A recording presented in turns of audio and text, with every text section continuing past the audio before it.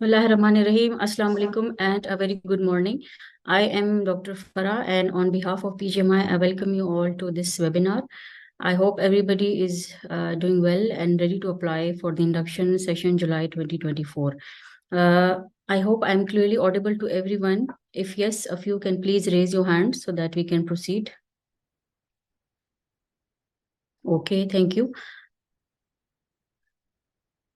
This webinar will guide you how to apply and how to fill the online application form for the session July 2024 for the session for first fellowship and second fellowship both. Therefore, without wasting any time, we will first move to the induction policy.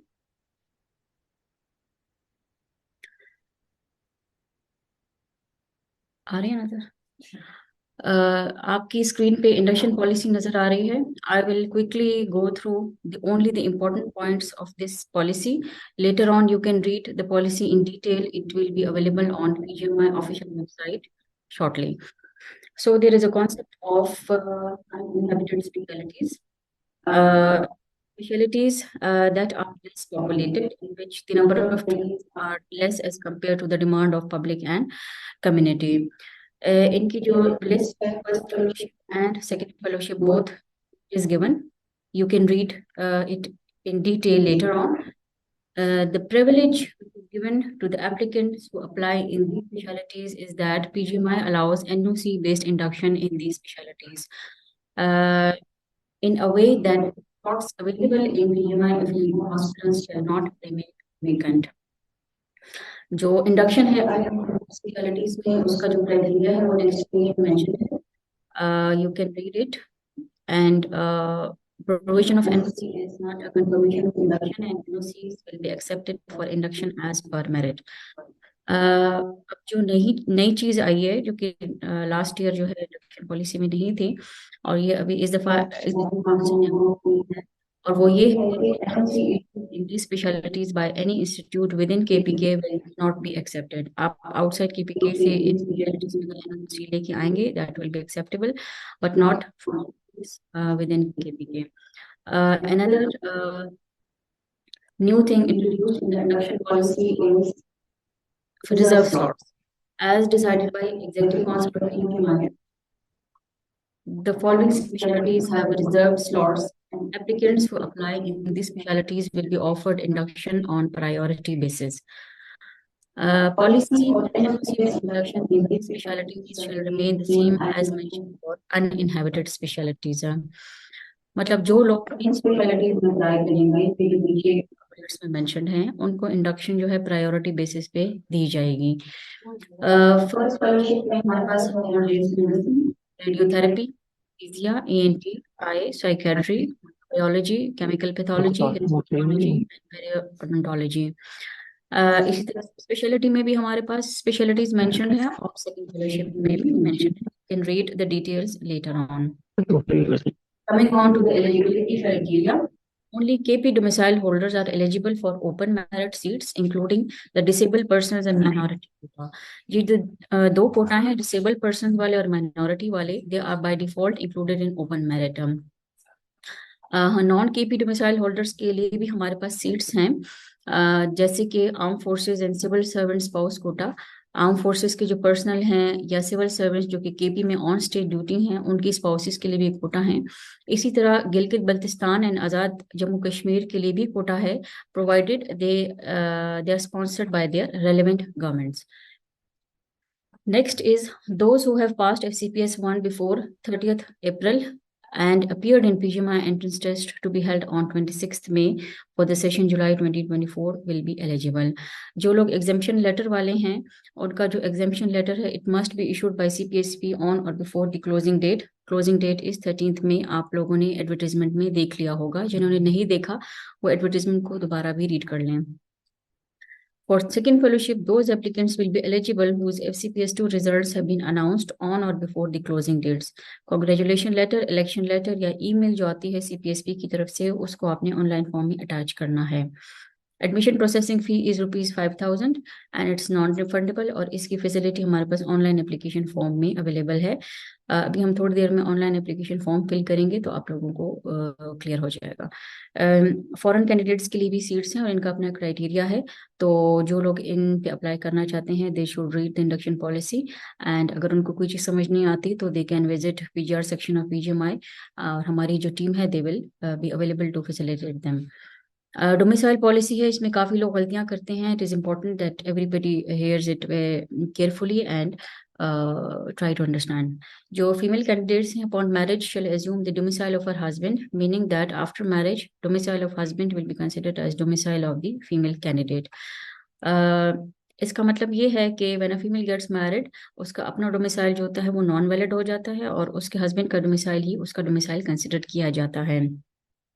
इसकी example ये है कि if there is a KP domicile holder and she gets married to a non KP domicile holder, for example Punjab domicile holder, then she is not eligible for this induction. But vice versa, if the female is having a Punjab domicile and she gets married to a KP domicile holder, then she is eligible for this induction. Next point is permanent address on CNIC of the applicants must be that of KP. And in case of married female, the permanent address on CNIC of husband must be that of KP. जो married female के लिए जो condition domicile के लिए है वही condition उनके permanent address on CNIC के लिए भी है। Married female candidates are required to prove their marital status with a document issued by NADRA, या तो कोई सीएनआईसी हो जिसपे हस्बैंड का नेम मेंशन हो, या फिर कंप्यूटराइज निकाहनामा हो जो कि उन्होंने ऑनलाइन एप्लीकेशन फॉर्म में अटैच करना होगा। Then we have got reserved seats for different quota. The quota is only for first fellowship. There is no quota for second fellowship. ये मैं बता भी चुकी हूँ, डिसेबल पर्सन का है और माइनॉरिटी का कोटा है जो कि केपी डोमिसाइल होल्डर्स के लिए है। फिर नॉन केपी डोमिसाइल होल्डर्स के लिए हमारे पास आर्म फोर्सेस है और सिविल सर्वेंट स्पाउस कोटा है। पॉलिसी फॉर फॉरेन नेशनल्स, ये जो लोग इंटरेस्टेड हैं वो इसको अच्छी तरह रीड कर लें। Then comes the criteria for award of merit marks. जो आपकी मेरिट लिस्ट बनती है वो 3 चीज़ों से बनती है। पेरिफेरी या हार्ड एरिया का जो एक्सपीरियंस है उसका वेटेज 5% है। एमबीबीएस या बीटीएस का जो वेटेज है दैट इज 20%, और पीजीएमआई का एंट्रेंस टेस्ट जो है दैट इज 75%। जो पेरिफेरी के जो लोग हैंड्स रेस कर रहे हैं, प्लीज बी पेशेंट, आपके question answer session by the end of this session लिए जाएंगे। Let me complete all this, उसके बाद क्वेश्चन आंसर सेशन एंड में होगा।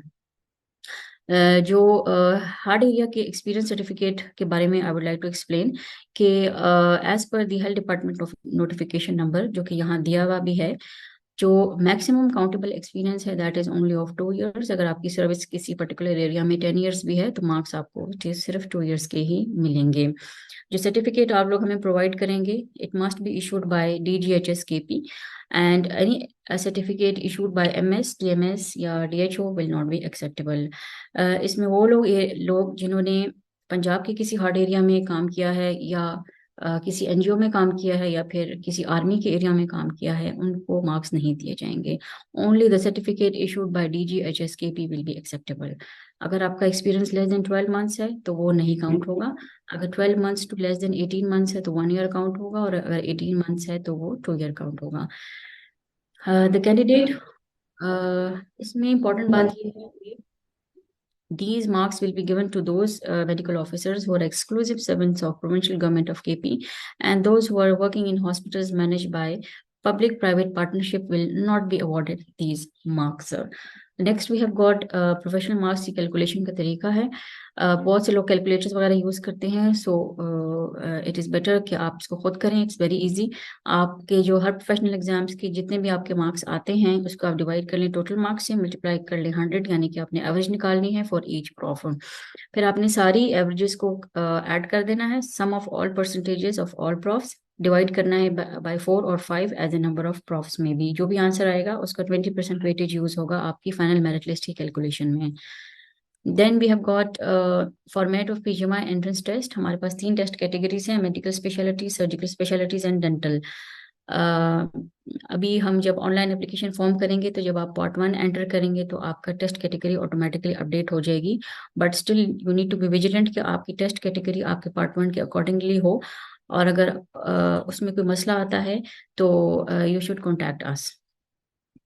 जो टेस्ट है उसमें बेसिक का वेटेज 20% है, जनरल का वेटेज 50% है, और बाकियों का वेटेज मेंशन्ड है। डेंटल कैटेगरी का अपना वेटेज है, जो लोग इसमें अप्लाई करेंगे वो लोग इसको रीड कर लें। फॉर सेकेंड फेलोशिप है, उसमें जो आपकी मेरिट लिस्ट बनती है वो तीन चीज़ों से बनती है। एमबीबीएस का जो वेटेज है दैट इज 50%, एक्सपीरियंस जो है पोस्ट फेलोशिप एक्सपीरियंस उसका 20% वेटेज है, और पब्लिकेशन का 30% वेटेज है। इस दफ़ा एग्जीक्यूटिव काउंसिल ने जो क्राइटेरिया है for award of experience in publication marks वो चेंज कर दिया है। अगर आपकी कोई भी पोस्ट फेलोशिप एक्सपीरियंस है, अगर आपकी वो फर्स्ट फेलोशिप में भी है, सपोज एक एप्लीकेंट है वो कार्डियोलॉजी में उसने फर्स्ट फेलोशिप की भी है and he wants to opt for interventional cardiology as second fellowship, अगर उनका एक्सपीरियंस कार्डियोलॉजी में है या इंटरवेंशनल कार्डियोलॉजी में है, उनके मार्क्स जो हैं वो एक इक्वल होंगे, मैक्सिमम मार्क्स 20 होंगे।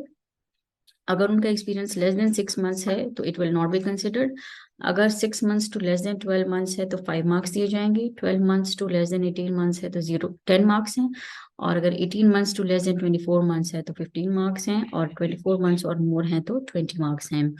इसमें बात इंपॉर्टेंट है कि experience certificate must be issued by the HR department of the institute and it must be duly signed by the HOD and associate dean. इसी तरह जो पब्लिकेशन का वो है, the articles must be published in HEC recognised journal. जब आप online application form fill करेंगे तो उसमें एचजीआरएस के एक लिंक दिया गया होगा, जो हायर एजुकेशन कमीशन की जर्नल रिकॉग्निशन सिस्टम है। उसमें अगर आपका वो है जर्नल सर्चेबल है तो उसी के मार्क्स दिए जाएंगे, अदरवाइज नहीं दिए जाएंगे। अगर आपका आर्टिकल आपकी कार्डियोलॉजी से रिलेटेड है या इंटरनेशनल कार्डियोलॉजी से रिलेटेड है, मार्क्स उसके 4 होंगे फॉर वन पब्लिकेशन, और मैक्सिमम मार्क्स उसके 20 होंगे। Next, very important thing is the candidates who are enrolled in FCPS with PGMI Peshawar before January 2024 session. They are eligible to apply for this session only if they have resigned and notification of accepted resignations has been issued before the closing date, that is 13th May. इसमें बहुत सारे लोग ये समझते हैं कि उन्होंने resign कर दिया है and they can apply. This is not like that. अगर आपने रिजाइन अपना पुट फॉरवर्ड किया है, you must follow and you should be having an copy of accepted resignation by the competent authority, और आपने उसको ऑनलाइन एप्लीकेशन फॉर्म में attach करना है, और it must be notified before the closing date. Next है, जो हमारे पास इनरोल हुए हैं पीजीएमआई पेशावर के साथ इन जनवरी 2024, यानी कि जो लास्ट सेशन था, trainees who got a seat allocated in final slot allocation or in subsequent placement orders, their names included in any placement order for FCPS, MCPS, diploma session January 2024 are not eligible for this session. It is very loud and clear. अगर आपने चाहे arrival दिया है, चाहे नहीं दिया, चाहे उसी वक्त रिजाइन कर दिया है, चाहे बाद में रिजाइन कर दिया है, they are not eligible for this session. जो लोग हमारे पास एमसीपीएस और डिप्लोमा में इनरोल्ड हैं, yes they can also apply. अगर उन्होंने अपनी ट्रेनिंग कंप्लीट कर ली है, सपोज डिप्लोमा एनेस्थीसिया का 2 साल का कोर्स था, उन्होंने अपनी ट्रेनिंग कंप्लीट कर ली है, दे कैन आल्सो अप्लाई। अगर उन्होंने एग्जिट एग्जाम पास कर लिया है तब भी अप्लाई कर सकते हैं। पॉइंट 2 में अगर आप देखें, अगर ट्रेनिंग कंप्लीट कर ली है लेकिन अभी भी एग्जिट एग्जाम पास नहीं किया, they can also apply, suppose diploma वाले। तो लेकिन उनकी स्टाइपेंड उसी वक्त से स्टार्ट होगी the day they pass their exit exam.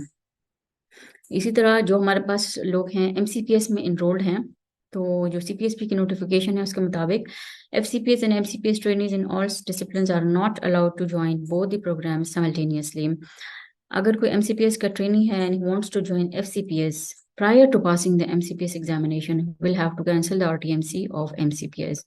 और जब वो MCPS की RTMC कैंसिल करेंगे then they have to refund the all the stipend received for the training period.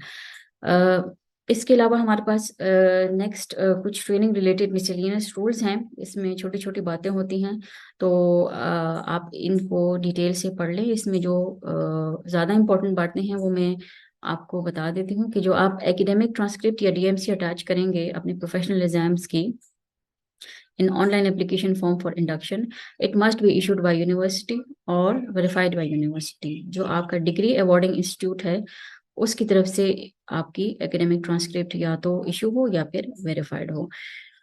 CNIC and PMDC certificate attached in online application form for induction must be valid. Expired CNIC और PMDC पे आपकी induction नहीं हो सकती. An applicant will be offered induction by PGMI up to a maximum of 2 times. अगर हमारे पास कोई एक applicant है, उसको PGMI ने induction offer की भी है 2 दफा, फिर उसको स्लॉट मिला हुआ है, प्लेसमेंट ऑर्डर में भी उसका नाम है, बट लेटर ऑन उसने अराइवल दिया है, फिर रिजाइन कर दिया है, अगर उसकी मैक्सिमम अटेम्प्ट्स 2 टाइम है, तो third time he will not be allowed to apply for the induction process.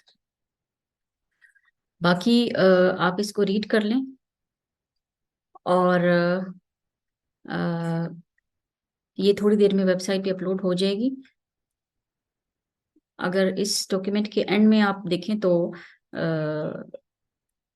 PGI affiliated institutes के नाम हैं, जिसमें एमटीआईज भी हैं और नॉन एमटीआईज भी हैं. नॉन एमटीआईज में हमारे पास सारे सीएमएचएस हैं केपी के, और RMI north west, sure medical college, Abbottabad international medical college and women medical and dental college. ये शेयर करते हैं स्टाइपेंड 50-50. 50% पे करते हैं केपी की गवर्नमेंट और 50% ये पे करते हैं जो कि प्राइवेट इंस्टीट्यूट्स हैं. This was all about induction policy.